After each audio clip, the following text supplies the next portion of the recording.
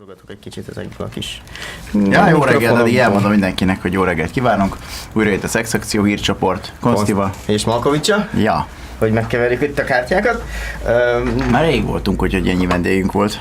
Sőt, nem is tudom, volt ennyi vendégünk. Hát volt már azért, de rég. Onnan jöttem rá, hogy be kell állítanom az összes mikrofont. Yep. Telefonáljatok, hiszen élőben vagyunk, 215. 37. 73. Igen, de csak ha mondani valótok van. Nem, ha kérdezni valótok van. Igen, sőt, várjál, meg ellenőriztem, mert nehogy úgy járjunk, mint múltkor, hogy fél adás alatt ki volt kapcsolva a telefon, és csodálkoztunk, hogy miért nincs hallgató. Ja. Belököm a chatre a témát, és kezdhetjük is, ugyanis nagyon érdekes témát hoztunk, amiről igen sokat fogunk tudni beszélgetni. Vendégeink egy nemzetközi darabbal kapcsolatban érkeztek hozzánk, ki is fejtjük hamarosan, hogy miről van szó. Péter Schüller a rendező. Jó reggelt, hello! Jó reggelt! Illetve Strobel Dóra és Pál Tamás, akik főszerepeket visznek ebben a darabban. Sziasztok! Jó reggelt! Először is, ugye ne áruljunk zsákba macskát, tehát ez a Sweeney Toddnak a című musicalnek a nemzetközi előadása lesz, amit Budapesten fog színpadra kerülni. De először térjünk egy kicsit ki a csoportotokra, tehát ez hát már a nevén is... Azzal már nagyobb voltunk. Beszélgettünk előtte, hogy ez most SO, Eső, Theatricals Egyesület. Ez mit jelent ez a név, meg honnan jön? Hát van elnézést kérek először, hogy a magyarom nem tökéletes, és lehet, hogy angol szót beleteszem, vagy valamit, vagy kérdezek, hogy az mit jelent, és akkor folytatom. De hát 3 jelentkezés van ez a neve. Jelentkezés, az jó? Jelentés. Ja, okay. Jelentés. Szóval így lesz, oké. Szóval az első az SO Theatricals. SO az, hogy mondanám a root word, hogy esoterical az az egész szó, de SO az úgy jelenti, hogy belül, szóval belülről kijön. Esoterikus, oké, jó, hogy belülről kijön, és van aki a társaság, aki azt érti. Szóval az az első jelenet, a másik az első, szóval van az angol szó és a magyar szó együtt ugyanaz, és az én kedvenc időszakom, szóval az első, és akkor úgy hangzik az egész SO Theatricals, mint az esoterical, vagy esoterikus, szóval az a 3 jelentés azért választottam. Teljesen összetett. Ez egy nemzetközi társulat, hogyha így jól érezzük. Igen. Hogy lehet például ilyenhez csatlakozni, vagy mik a feltételek, hogyha valaki szeretne, mondjuk, én nagyon nemzetközi vagyok, és nagyon színész vagyok. E-mail vagy weboldalon az a legegyszerűbb, azt hiszem, de van is egy Facebook, és egy Instagram, és egy Twitter, és egy telefonszám persze, de e-mail az a legjobb, azt hiszem. Mert akkor, ha magyarul valaki, vagy valami más nyelvvel akar csatlakozni, akkor lehet fordítani, és akkor visszaküldeni. És van majdnem 10 más nemzet. Honnan jöttek, vagy honnan származnak a dolgok összesen? Ezt össze lehet számolni, vagy meg? Hát a legtöbb az magyarok, és akkor amerikai, vagy hogy mondják, nem amerikai. Hát mi? Mert van több amerikai népek, nem? Oké. Amerika. Aki az USA-ból jött, az amerikai. Oké, jó. Mert van kanadai is. Ja, oké. Van is egy kanadai, és van egy franciai, és egy braziliai, olasz, német,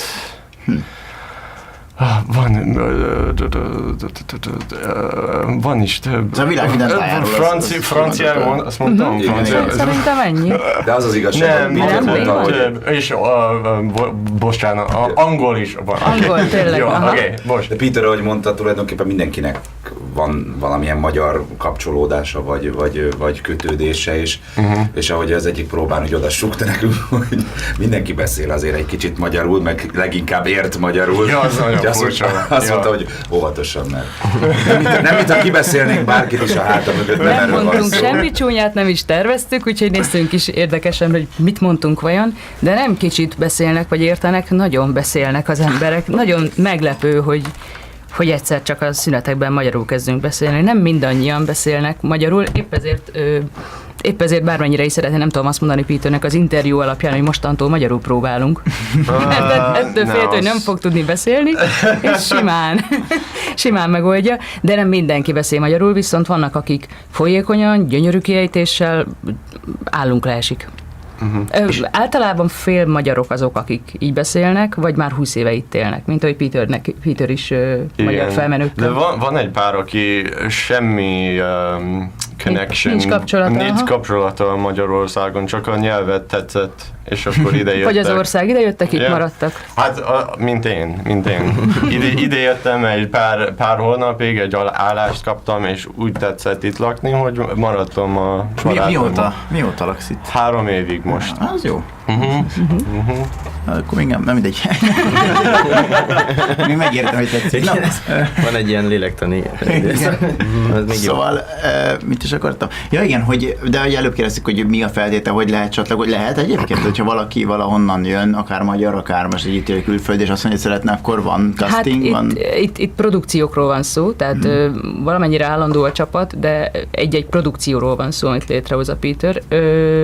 Úgy tudom, hogy már 1-2 éve létezik, én csak most csatlakoztam ehhez, de adott akkor lehet csatlakozni. Jó, most értem a kérdést. Van casting, azt akartam nem idehozni, mert van itt, de hogy mindegyik produkcióban lesz egy casting, szóval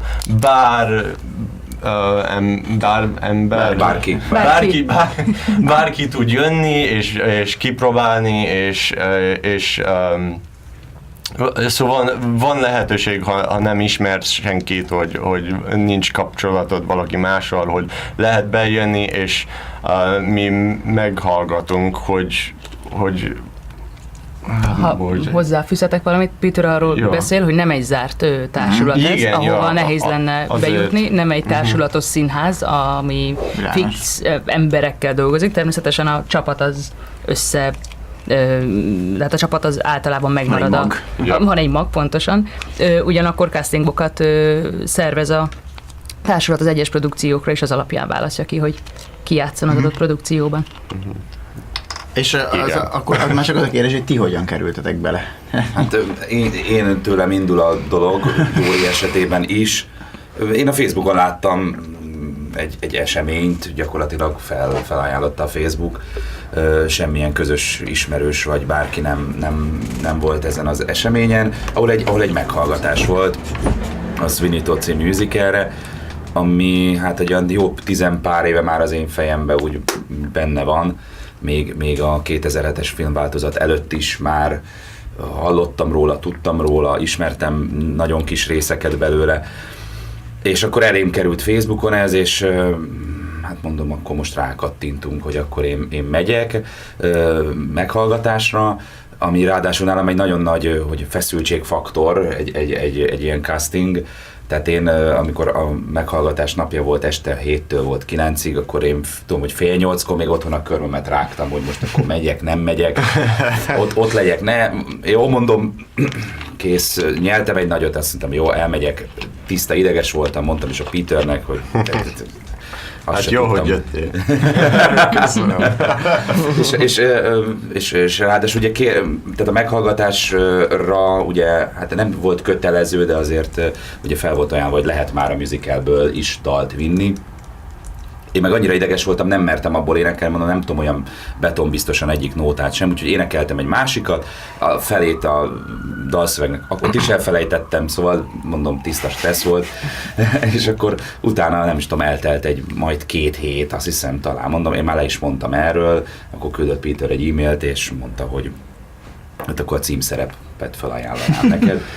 Mondtam, jó, oké, leültünk beszélni a továbbiakról, és akkor ő mondta, hogy a női főszerepet, Mrs. Lovett-et még nem találta meg, és akkor én, miután Dórival már dolgoztam együtt tavaly egy musicalben, ahol kicsit hasonlóan beteg szerelmes párt alakítottunk, az Oliver című musicalben, én úgy gondoltam, hogy megkérdezem, hogy lenne kedve hozzá, és akkor Dóri végül is így került be. Összekapcsoltam Peterrel, ők beszéltek, és Dóri is igent mondott. Annyit szeretnék csak elmondani, hogy Tominak a sztoria a castinggal kapcsolatban egy teljesen normális casting sztori, azt ne higgye senki, hogy ez egy ilyen fura vagy csak rá jellemző hozzáállás, a castingokhoz hozzá kell szokni. És az csak úgy lehet, hogy az ember elkezd járni castingokra, és egyszer csak már megismeri azt a tudatállapotot, testállapotot, ami olyankor úgy erőt vesz az emberen, mert tényleg elég nehéz, főleg az ember nem tudja, hogy hova megy, milyen lesz, és de meg akkor... lehet úgy szokni, hogy egyszer az lesz, hogy már úgy mész be egy castingra, hogy így casting semmi. rutin. Igen, tehát hogy semmi gond. Hogy... Velem előfordult, tehát én egy másfél év után, én külföldre jártam castingokra, és egy másfél év után már, főleg azért voltam rutinos, mert már láttam a szerkezetét, hogy épül fel. Van egy logikája, van egy felépítése, és akkor már tudom, hogy mire lehet számítani, hogy énekesek előbb énekelnek, utána táncolnak, táncosok előbb táncolnak, utána énekelnek. Ja. És ha nagyon szűkös az idő a castingra, akkor bemegy az énekes, és bizony azt mondják, hogy már előre, hogy 16 ütem. Úgyhogy majd utána azt mondják, hogy ha meggyőző, akkor még délután jön vissza és énekeljen többet. De... Énekelni és táncolni egyszerre. Hát a musical az erről szól, úgyhogy igen, előbb-utóbb az lesz belőle, ha minden jól megy. A musical színész egyszerre táncol, énekel és játszik, jó időben egy helyen, egy időben össze koordinálva a dolgokat, úgyhogy igen, ezt mind kell. Hogyan működik?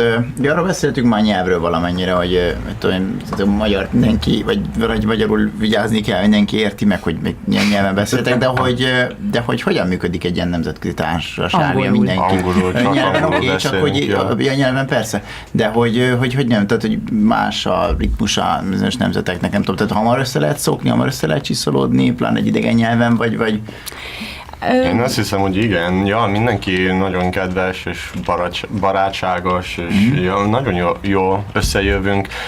Van olyan, nem tudom, hogy nem tudom mondani magyarul, hogy egy kicsit egyedül érzenek mindenki, szóval ha van egy társaság, aki mindenki összejön, és lehet érteni egymást, és akkor lehet csinálni egy előadást együtt, az egy közösségteremtő. Ja, köszönöm. Ez a szép, amikor már így nem is kell mondani, hogy te lefordítsd. Hát sokat beszéltünk már mindenről. Egyébként azt akartam mondani, ez egy szolgálati közlemény, tehát két hete volt egy angol nyelvű adásunk, úgyhogy azzal sem volt sok probléma, hogy nyugodtan használj angol szavakat, legfeljebb vagy elmondjuk magyarul. Tehát ha angolul tesz, akkor nyugodtan mondom. Ja, úgy hívják, hogy arról még nem tudunk visszajelzést, hogy mennyire értettük. Mindegy, de most úgyis lefordítjuk a szavakat, de nyugodtan mondani. A nemzetköziséggel kapcsolatban az érdekes, hogy pont a művészet egy abszolút határokon átívelő dolog. Jó, ez jó, most mondjuk. Pláne a zene. A szöveg is lehet az egyébként, és én abszolút azt gondolom, hogy zseniális műfordítók és szövegírók, vagy fordítók működnek Magyarországon, és írnak magyar szövegeket. Ugyanakkor azt is gondolom, hogy egy adott darab az eredeti nyelvén a legjobb, mert arra írták meg, ott az a legkifejezőbb. Egyébként az előadást úgy fogjuk játszani, hogy angol nyelven fogunk beszélni, énekelni, viszont magyar nyelven feliratozva lesz. Ja, az nagyon fontos nekem, fontos, tehát ez mindenkinek. Mindenki tud jönni és érteni mindent, mert nem csak, hogy angolul, és ha nem érted, nem, de magyarul fog is. A másik pedig a nemzetközi közösség, az egy rendkívül jó élmény, mindig is szerettem, amikor én játszottam Bécsben, és ott is 9-10 nemzet játszott együtt.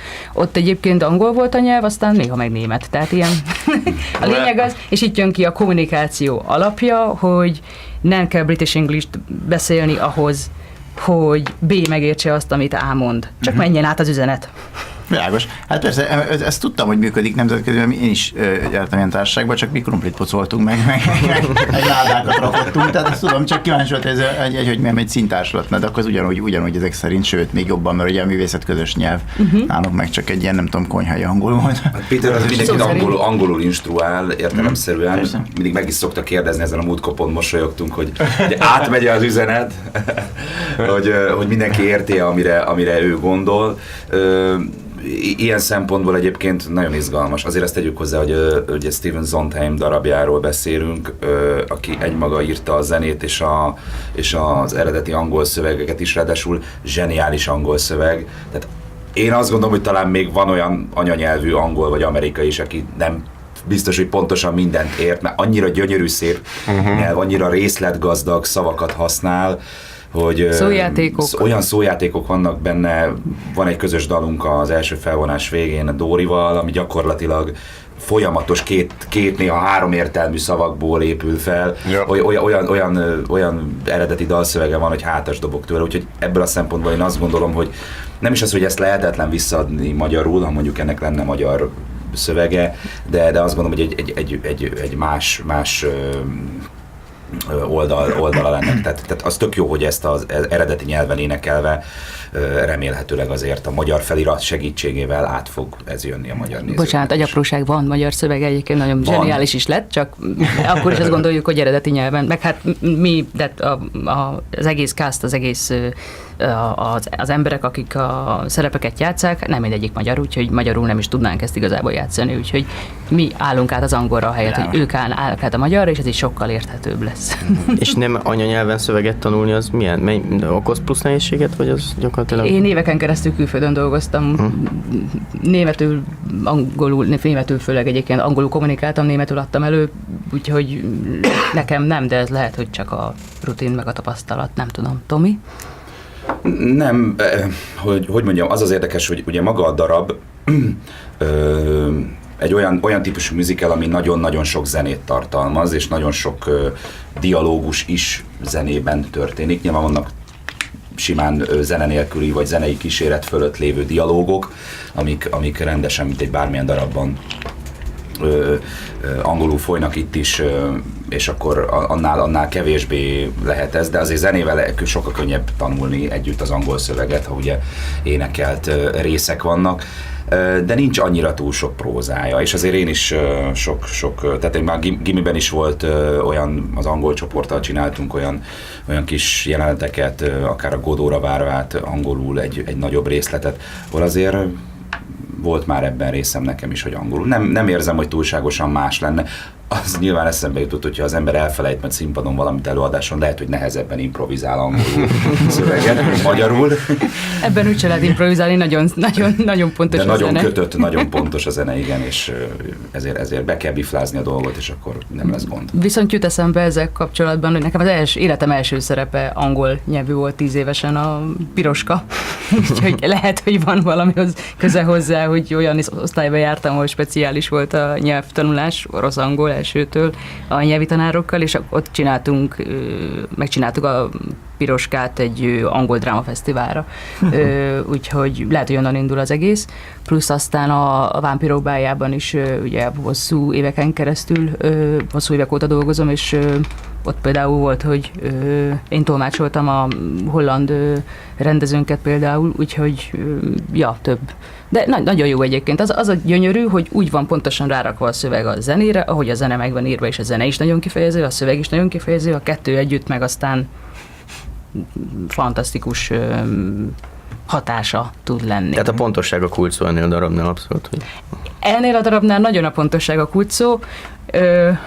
Gondolkodtam is azon, csak előre ilyet művész nem szokott mondani, vagy kiírni, mert úgy hangzik, mint hogyha önmagát akarná felmenteni a dolgok közül, de aki eljön és azt gondolja, hogy hamis hangot énekelek, nem, csak Zondheim azt írta bele. Nagyon érdekes. Nem is hamis egyébként, gyönyörű. Mikor jól csinál. És szokatlan, nagyon szokatlan egy hangzás. De aztán az ember rájön, amikor már belemászik a fülébe, hogy egyébként gyönyörű és fülbemászó.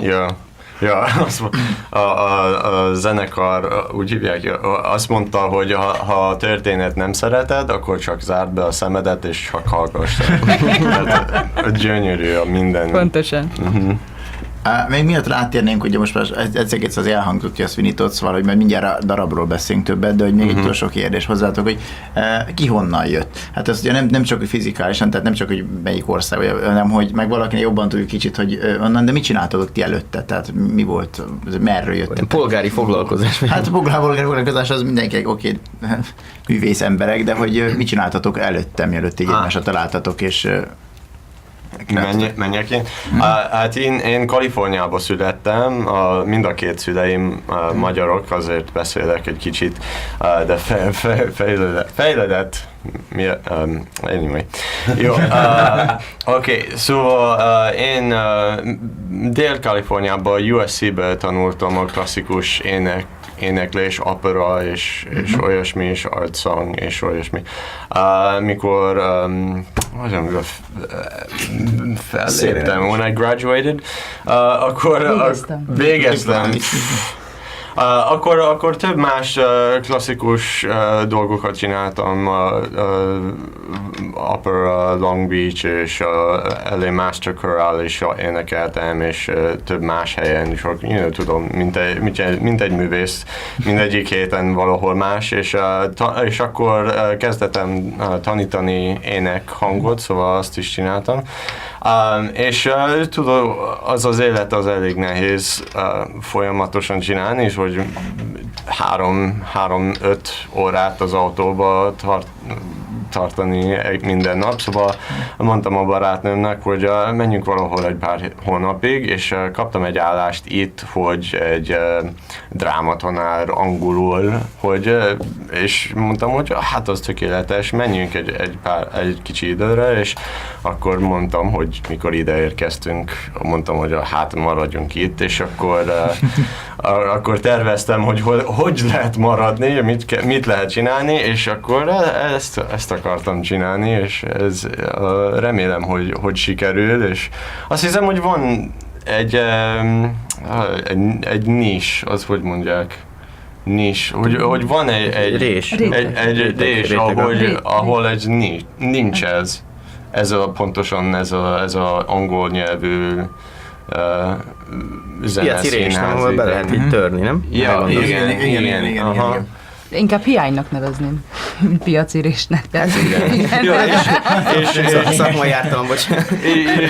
És sokat előadásot adtam Dél-Kaliforniában, mint a Tony and West Side Story, és kaptam egy Best Actor in Crazy for You for Bobby Child, az a címszerep, és olyasmi, szóval sokat előadásot csináltam, és akkor rendeztem egy pár dolgok, és akkor, így ment. És többiek? Dórikám, hát... Hölgyek mi? Én eredetileg egy közgazdász vagyok egyébként a polgári szakmát tekintve, csak a főiskola végén csapott meg a szellem a musicalnek, de akkor nagyon. A zene az mondjuk már 7 éves korom óta jelen van, megint csak a speciális osztály az általános iskolában. Köszönöm, drága szüleim, tényleg, hogy 3 hangszeren tanultam még általános iskolában, testvéremmel együtt zenekarba is mentünk, aztán jött a kórus a gimnáziumban, jazzzének, később most már sajnos nem működő postás rendkívül nagyszerű iskolában, és aztán amikor főiskola utolsó évében már végzéshez igen közel egyszer csak megcsapott az a gondolat, hogy már pedig én szeretnék ezzel foglalkozni, akkor fogtam magam és jelentkeztem azokban az intézményekben, ahol ezt tanítják, úgyhogy a Budapesti Operettszínház musical képzését végeztem el a következő 3 évben, ami mellett aztán az a párhuzamosan is utána is jöttek folyamatosan a mindenféle castingok, lehetőségek, melyek közül talán 2 volt úgy méretében is kiemelkedő, mert egyébként az összes produkció nagyon érdekes volt. Játszottunk a Pince Színházban is, ami méretét nézve egy picike kis színház, talán 50 férőhelyes, de maga a produkció és a kollégák nagyon zseniálisak voltak, Pápi Erika, Hűvösvölgyi Ildikó, Bajza Viki, és még sorolhatnám a többieket, elnézést, akit éppen nem mondtam ki. Viszont 2 nagyobb volt, az egyik a Vámpírok bája, ami már 9,5 éve működik, fut Magyarországon, és rendkívüli sikerekkel, illetve illetve a másik pedig a Made in Hungária című film, amiben ugyancsak játszottam NDK-s lányt, úgyhogy akkor még németül nem beszéltem egyébként, de hát ezt megoldottuk. És illetve ott tanultam meg helyszínen Warburgot vezetni, azt hiszem 1964-es volt, és kéziváltós. Jó. És én még benzinfröccsös kocsit előtte nem vezettem, illetve érdekes volt a rutinvizsga helyben. Nem is kézi, hanem kormányváltós, nem? Tehát, hogy itt volt. Bocsánat, kormányváltós, igen, úgy hívják. Nincs is automata Warburg. Igen. És úgyhogy nagyon-nagyon érdekes élmények voltak ezek, mind ilyen szempontból, hogy érdekes új szituációk, mind pedig a fejlődés és a tanulás szempontjából ez mind nagyon-nagyon sokat tett hozzá a dolgokhoz. Aztán, amikor elvégeztem az iskolát, akkor kb. Egy évvel később Bécsben folytattam a dolgokat, ahol a Vámpirok a bécsi produkciójába vettek föl, miután már castingokra jártam egy ideje, úgyhogy ez volt a első vagy a második ajánlatom, ahol a casting alapján beválogattak, úgyhogy ott töltöttem utána két és fél évet, és futott le 500 előadás a 2 év alatt. Úgyhogy pár éve itthon vagyok, és azóta főleg ilyen független produkciókban működöm közre, mint például tavaly az Olivér Gödöllőn, ahol Tomival is megismerkedtünk. Ismertük már egymást korábban, csak nem dolgoztunk még együtt. Igen. Most idén lesz a Sweeney Todd, és akkor remélem, hogy tartjuk ezt a hagyományt, hogy akkor évente egy ilyen koprodukciót Tomival valamit összehozunk. Hány őrült pár van az ilyen művészetekben, amit el lehet játszani? Még egyszer, hány? Hány őrült pár, mert mondtad, hogy szerintem a musicalek 90%-a van, hát az a lényeg, hogy se vele, se nélküle kapcsolatok, úgyhogy igen. Hosszú távú kapcsolat. Akkor még van puskapon. Igen. Hát én 99 vagy 2000-ben vezettem kormányváltós Trabantot. Csak fontos de ennek semmi köze nincs ahhoz, hogy én itt vagyok. Szóval hát én már 16 éves koromban kerültem Földesi Margit szárnyai alá, az ő színjátékdráma stúdiójában kezdtem el színészettel foglalkozni picit komolyabban. Nyilván előtte is volt színjátszás az iskolában, ahol azért nem is tudom, játszottam még.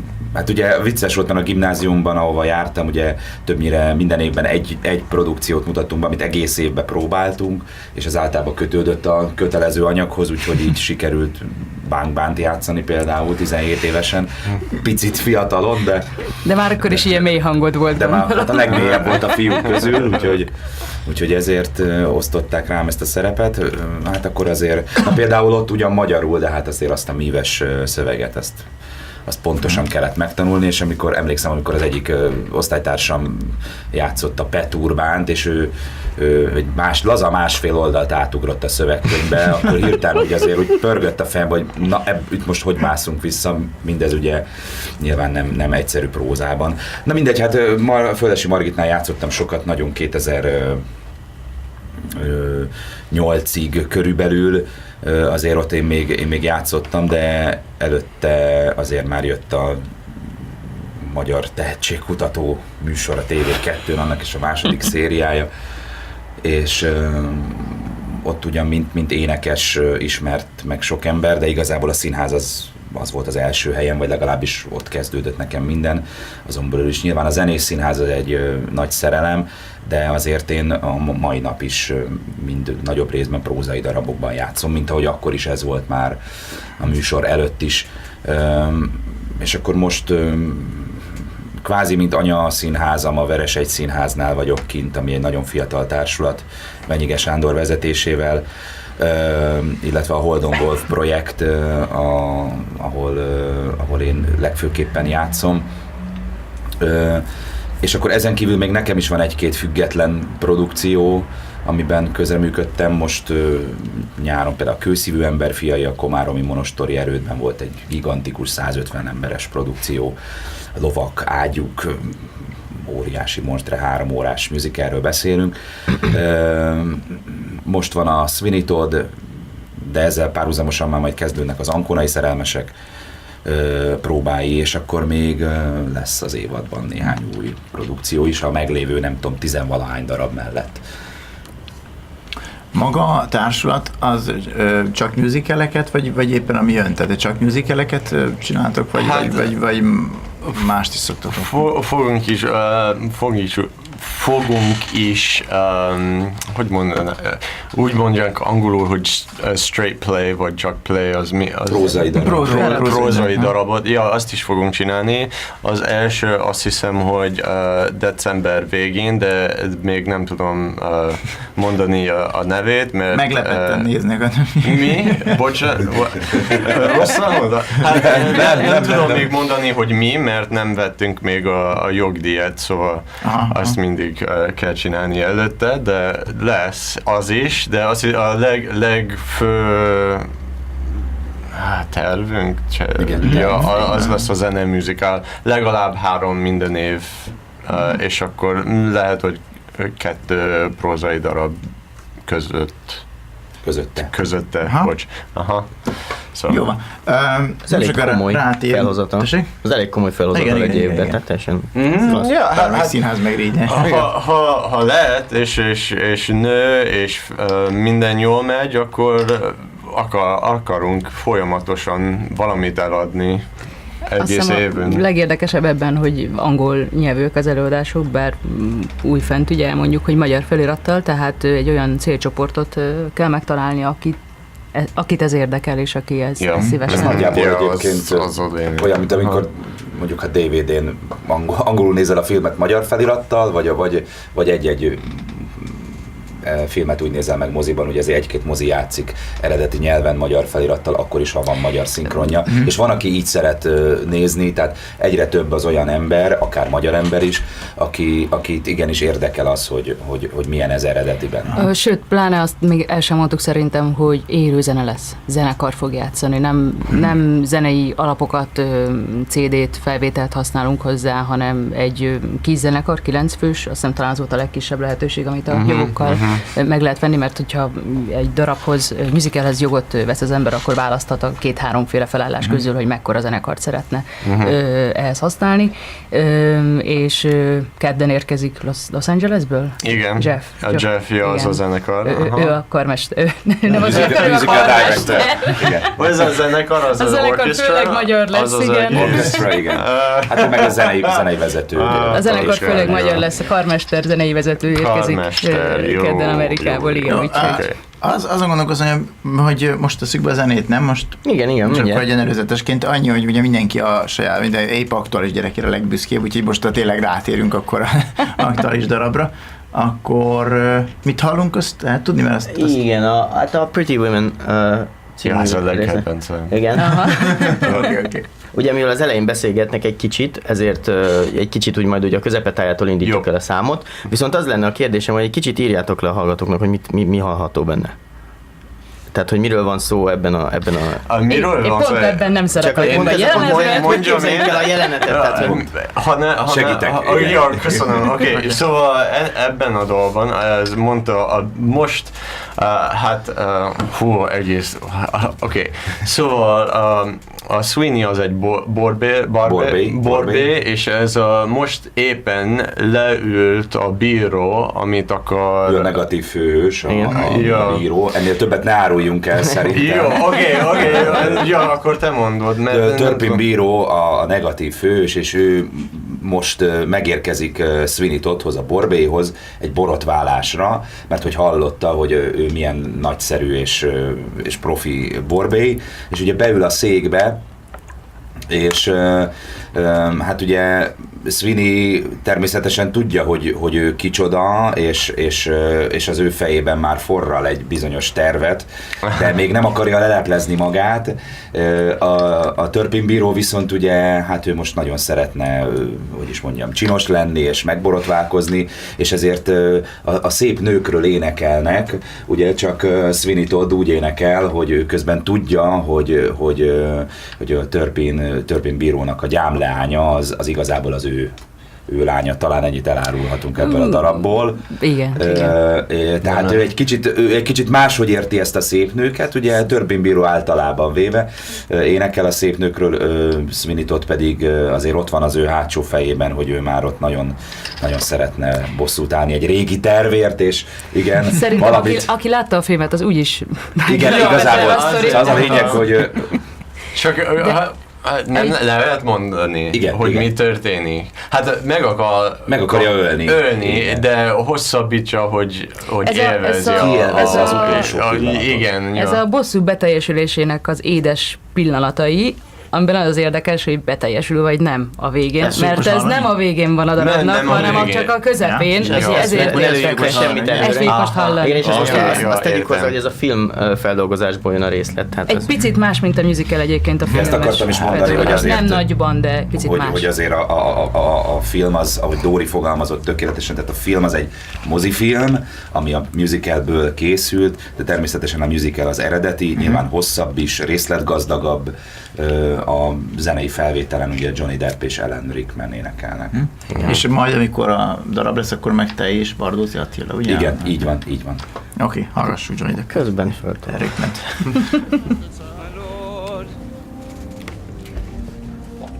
And who may it be said is your intended, sir? My ward. I'm pretty as a rosebud. Pretty as a mother. What was that? Nothing, sir. Nothing. May we proceed? Pretty women, fascinating, sipping coffee, dancing. Pretty women are a wonder. Pretty women sitting in the window or standing on the stair. Something in them cheers the air. Pretty women Silhouetted, stay within you, glancing, stay forever. breathing lightly. Pretty women, blowing out their candles or combing out their hair. Even when they leave you and vanish, they somehow can still remain there with you. There are pretty women at the mirror, In the garden, letter writing, flower picking, weather watching, how they make a man sing proof of heaven as you're living. Pretty women, sir, pretty women, yes, pretty women, oh, pretty women. Tom, I've seen Joanna and she said she'd leave with me tonight. Olyan jó. Jelenet nagy drámai valami. Hát nem lehet mindent lelőni most itt. Nagy drámai valami. Kíváncsi, majd persze azt el kell mondani, hogy majd a műsor végén elmondjuk, hogy mikor, hol látható, jó? Tehát, hogy majd a programjárót a végére tartogatjuk. Ugye, na, akkor kezdjük a kötelezőkkel. Szexakció hírcsoport visszatért a zene után. Malkovics-sal.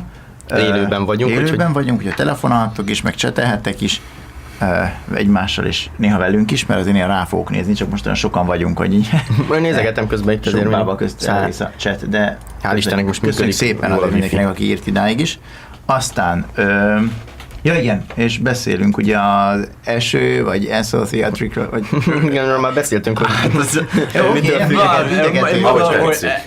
Eső azt hiszem, hogy az a legjobb itt, de én inkább, ha én mondom, az az Eső Theatricals. Oké, Igen. és a legújabb előadásokról, a friss gyermekről, a Sweeney Toddról, ami ugye szeptemberben lesz majd bemutatva, szeptember 16, ha jól voltam. kérdés. Ja igen, hogy miért a Sweeney Todd? Ez nagyon egyszerű. Hát ezt a karmester, a jó barátom, mentünk egyetemen együtt, és ide jött múlt nyáron, ja, oké, és beszéltünk, mert ez már ezt a theatrical színházi csoportot már 2 év létezik. Tervbe volt már Tervbe volt már 2 évig, és beszéltünk róla 1 év ezelőtt, és ő is idejött csak látogatni, és nagyon tetszett, és szeretett, és hát vissza akarok jönni, és akkor hát mondtam, hogy oké, csináljunk valamit együtt, és ő inkább ezt a contemporary musicot csinál, hogy nagyon nehéz szíriál és olyasmit, és mondta, hogy hát oké, visszajövök, ha valami Sondheimot csinálsz. és mondtam, hogy oké, akkor Sweeney Todd kell lenni, mert az a leghíresebb és a kedvencem. És azt hittem, hogy az egy nagyon jó választás, mert mindenki ismerje, és látta a mozit, de nem nagyon csináltak itt. És az igazi, az eredeti produkció, mint mondta a Tomi, hogy más, mint a mozi, és a mozi az, én szerintem, hogy egy kicsit szenzácionális, hogy az emberek nem igazi emberek, hogy geniális az a Tim Burton és a Johnny Depp, de az egy film. De az egy film, és előgerősen érződik rajta a Tim Burton féle világ, azért egy ilyen nagyon speciális, hogy is mondjam, sötét figurája a hollywoodi filmgyártásnak. Nyilván nem véletlenül nyúlt ő is ehhez a történethez, de hát azért én úgy mondtam, hogy nyilván nem feltétlen most pejoratív értelemben mondom, de azért egy kicsit ki lett herélve a filmhez a darab, tehát azért ugye nyilván bizonyos szempontoknak meg kell felelni, és azért elég sok mindenbe belenyúltak zenében. Nyilván a színpadi verzió az úgy, ahogy van az első hangtól az utolsóig tökéletes, és egy nagy egységet képez. Ha a filmhez ehhez belenyúlkálnak, akkor nyilván azért óhatatlanul sérül bizonyos helyeken a dolog.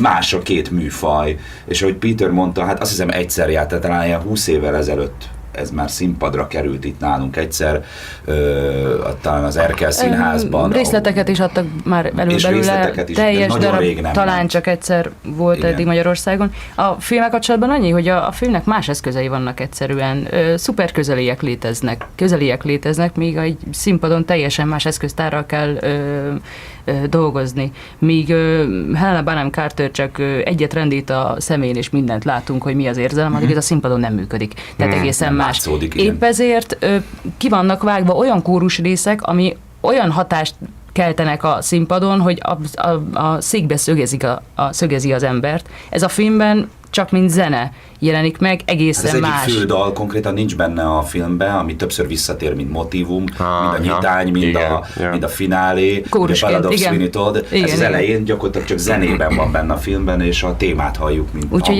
ez a monumentalitás hiányzik a filmből, amit érthető, tehát ez nem hiba, ez nem rossz, teljesen más stílusra a film. És épp ezért másképp kell megfogni a karaktereket is, mint színpadon. Ez nagyon fontos lesz nekem, hogy mindenki egy igazi ember lesz a színpadon, hogy lehet nem bízni benne, de hogy lehet látni, hogy ez egy helyes ember, hogy nem csak egy valami, hogy ez a rossz ember, ez a jó ember, nem, hogy komplikált, és igazi emberek, és igazi, hogy mondom, de relationships, kapcsolatok, azok mind mondhatom angolul egy kicsit, hogy they start as real people and we see how they develop and the circumstances that made them do what they do throughout the show and how they develop. És aztán végignézzük, hogy milyen körülmények és milyen dolgok hatására válnak azzal, amivé válnak. Hogy igazi világban ez a történet hogy tud megtörténni. Peter azt mondta, hogy ez egy olyan történet, ami akár meg is történhetett. Igen. Ne azt lássuk, hogy ez egy ilyen, hogy is mondjam, céltalan horror, vagy mese, vagy valami, hanem hogy tényleg egyébként bizonyos események hatására emberek akár így is viselkedhetnek, vagy ez is történhet. Éppen ezért réteg darab egyébként, mint musical, mert a musical általában nem erről szól.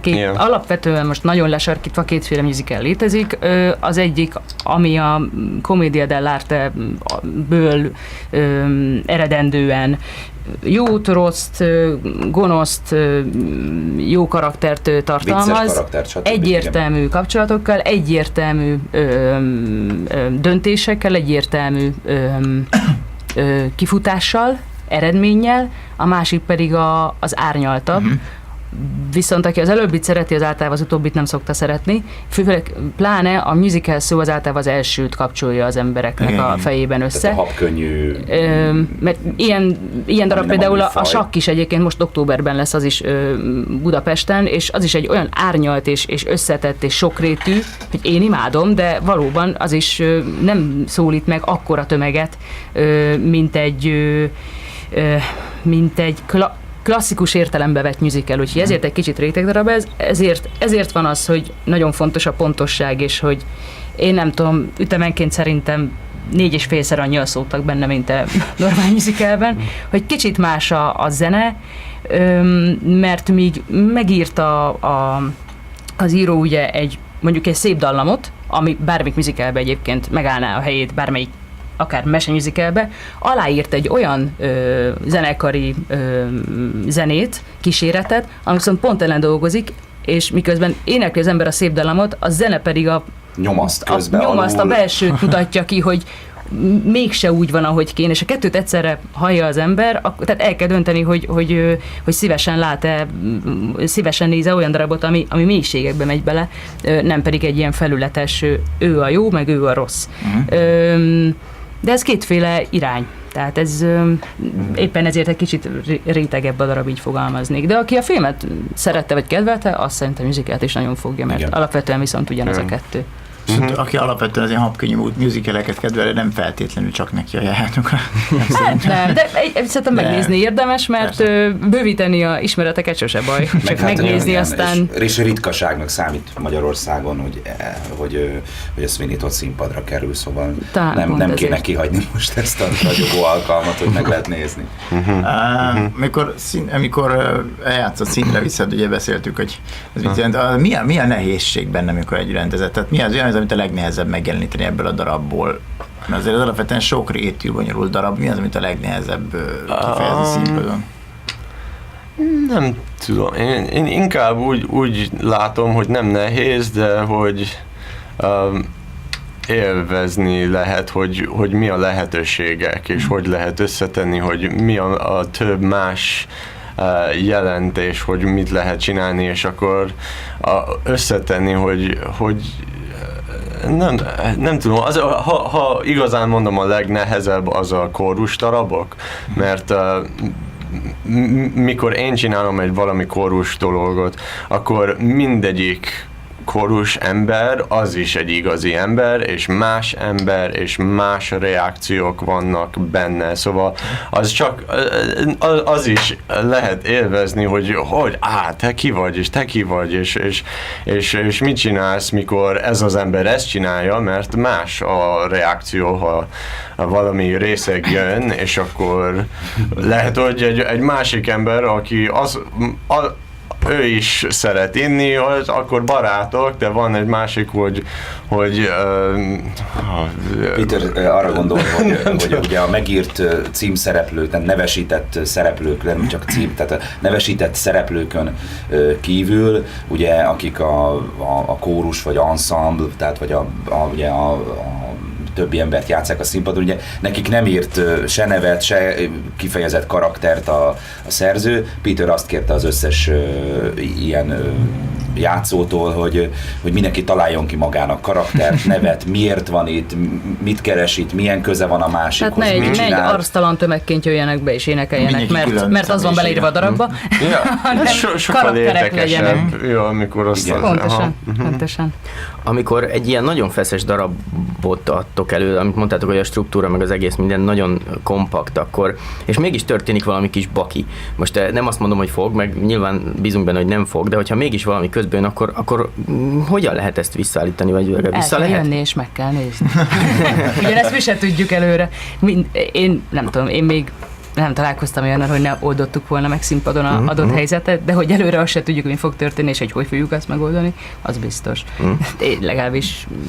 Igen, ez egy olyan dolog, hogy tehát igazából egyrészt nem gondolunk erre, mert az ember nem ülteti be az agyába ezt, tehát mindenről úgy gondolja, hogy pontosan fog működni, jól tudja majd a szöveget, senki nem fog rontani, jókor fogok bejönni, nem késem le a jelenetet, nem megyek ki rossz helyen. Mondjuk az egész élő zenének például ez a varázsa, meg a profi kollégáknak, hogyha bármi gond van, mert valami nem úgy működött a színpadon, ahogy kellett volna, de tovább kéne menni, akkor általában a karmester egy pillantással odanéz, ránéz a zenészekre, és pontosan tudják, hogy akkor gumizene. Várunk, tehát, amíg meg nem történik. De azért izgalmas az élő színházi előadások, és az ad valami az ott és energia akkor. mindenkinek, és a Igen. nézőknek is. És azt is fogunk csinálni ebbe a darabot. Nem, Bakit? mi az a baki? Direkt hiba. Nem hiba. Ja, direkt. Az is érdekes, hogy ha igazán benne van a karakterban, hogy mit csinálsz, mikor hibázol. De akkor karakterből kell azt is megoldani, igen, pontosan. és az is érdekes, mert akkor az igazi érzés kijön. De azt a nézőkre akartam mondani, hogy ez valami nem pontosan interaktív, de picit azért be vannak ők is vonva ebbe igen, a közönségbe. ja. Szóval egy nagyon immersive experience. Nem túl nagy a tér egyébként, ugye egy 200-250 férőhelyes színházról beszélünk, ami nagyon jó a darabhoz, mert minél intimebb a kapcsolat, annál jobb, tényleg.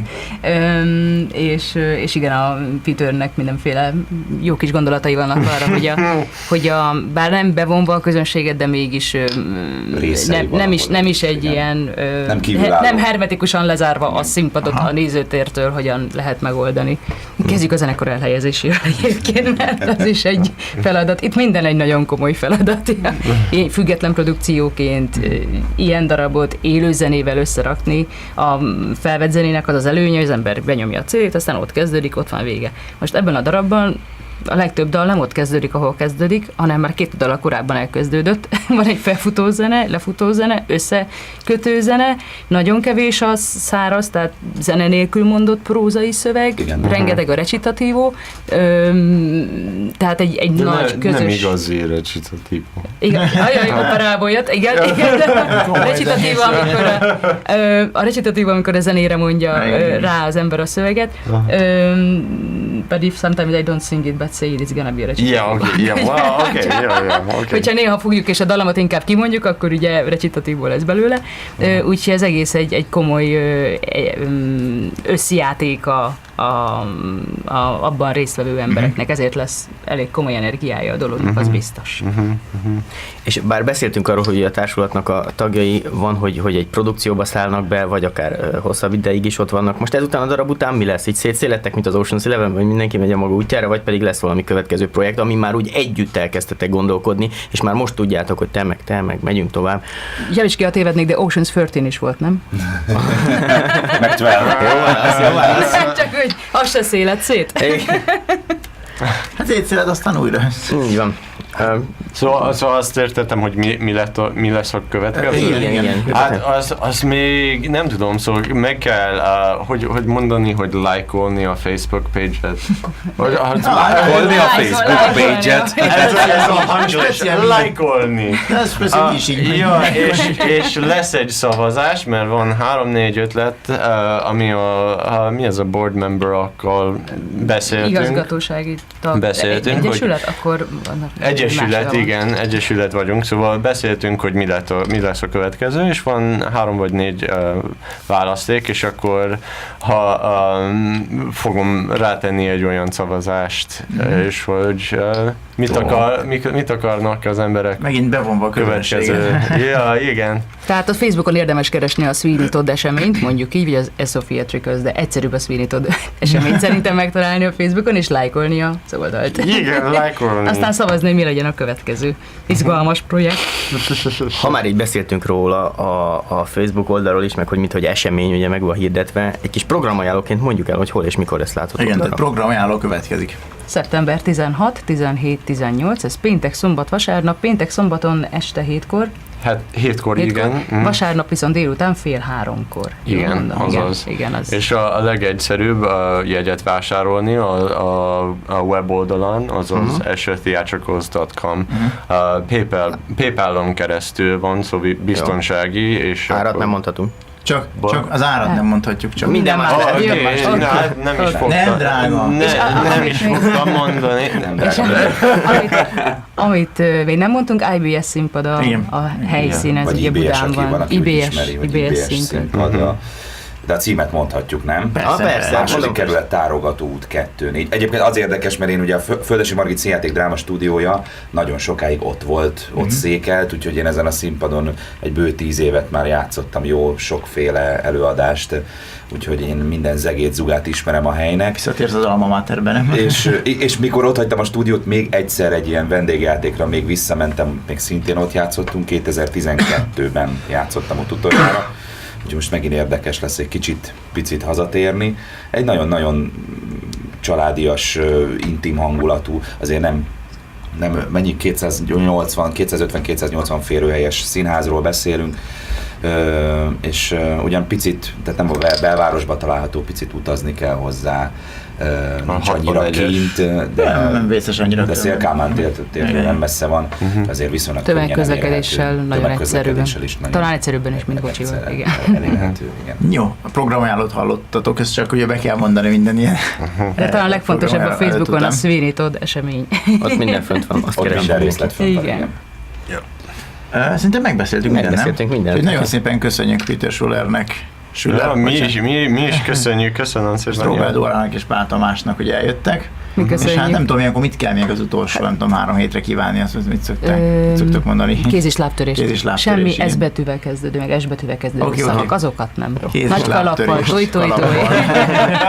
Szárkapocs törést akkor. Break a leg, Még annyi szolgálati közlemény, hogy Strobár Zsuzsánának Cinginek köszönjük szépen a szervezést, nélküle nem lehetett. Köszönjük, bizony, aki ugyancsak színpadon lesz ebben az előadásban. És igen? Azt nem is tudtam. Tudtad? Igen. Keményen mondtam, nem? Hogy legyen meglepi. Mondjuk majd a Facebook oldalunkat, aki nézi, de még ki fogjuk tenni valószínűleg az eseménynek. Igen. Köszönjük szépen. Köszönjük. Még egy szolgálati közlemény. Szintén programajánló, ugye? Igen, de ezt mondjad te, mert múltkor is belefutottam abba, hogy lesz csütörtök, és nem lett csütörtök.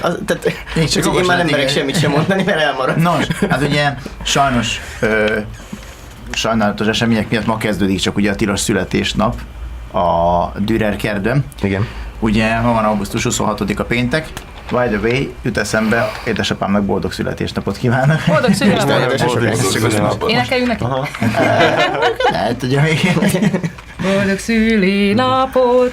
Boldog szülinapot! Boldog szülinapot! János! Boldog szülinapot! Na, köszönjük szépen akkor.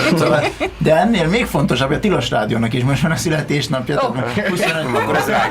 Ugyanezt Tilossal. 25. születésnapját ünnepli a Tilos Rádió.